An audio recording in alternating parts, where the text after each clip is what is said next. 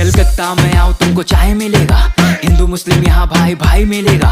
एक नंबर रसगुल्ला मिठाई मिलेगा, यहाँ लंदन मिलेगा दुबई मिलेगा। हम ईद भी मनाते, रमजान भी मनाते, दुर्गा पूजा भी मनाते, तो बसान भी मनाते। मियाँ भाई के दुकान अलीशान में आ जाते, बिरयानी खाते और सबको खिलाते। कोई घूमे टैक्सी से, कोई घूमे कार में, बड़ा बड़ा डील होता बड़ा बाजार में। लोगों का दिल यहाँ बड़ा है, हावड़ा ब्रिज बिना पिलर का खड़ा है। जाड़ा लगे यहाँ दिसंबर में भाई, भैया सुते भाभी साथ कंबल में भाई।